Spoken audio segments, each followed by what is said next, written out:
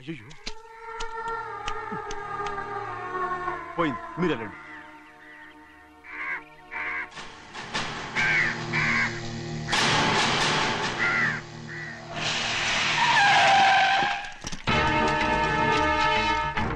రండి. ఈ ఏరియాలో ఒక్క కాకి కూడా ఉండాలని వీలేదు. మొత్తం అన్ని కాల్చండి. ఇదిగో చిన్న కాకులను దంపమన్నా బాగానే ఉంది.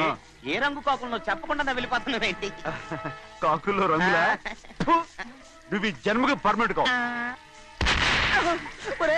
కాకుల రంగులో ఉన్నాడని నన్ను కూడా కాల్చేసారు రోయ్.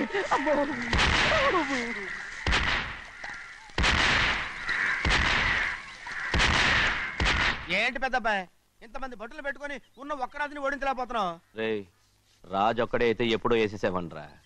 పక్కనే కాపలాకి మంత్రి ఇచ్చాడుగా. అంటే చిన్నయ్య ఉన్నంతకాలం పెద్దయ్య ఏం చేయలేరన్నమాట.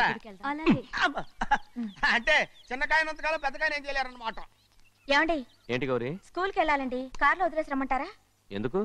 స్కూల్ పక్క వీధిలోనేగా, నువ్వు నడిచెళ్ళమ్మా. అలాగే నాన్న. ఏరా మనం ఏమన్నా జమీందార్లమా? ఎందుకులేండి, పూర్వం ఎప్పుడో బిచ్చమెత్తుకున్న సంగతి ఇప్పుడు గుర్తు చేసుకుంటారు ఎందుకు? అమ్మా ఏంటంటే ఊరుకోరుకనే కొడతారు, తయారుగా దొరికాను కదా అని. తిప్ప పగిలిపోయింది. నువ్వు ఆడుతూ ఉండు, నేను ఇప్పుడే వస్తాను.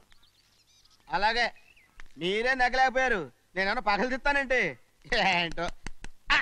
అదే అదే నేను వస్తానుగా. ఏంటి అవసరం? అక్కకేటి అవసరం నాకేటి తెలుసండి. సరే సరే సరే, ఇదిగో తీసుకెళ్ళు. సాయంత్రం వస్తాను చెప్పు. అలాగే.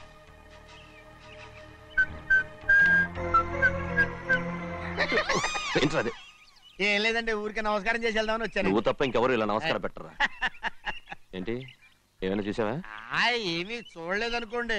మరి ఇందాక మీరు ఆట ఆడినప్పుడు కాలు దొక్కారు కదండి, ఒకటే నొప్పి నొప్పి పుడుతుందేమో అనుకున్నాను కానీ అసలు నొప్పి ఇప్పుడు ఉండదు.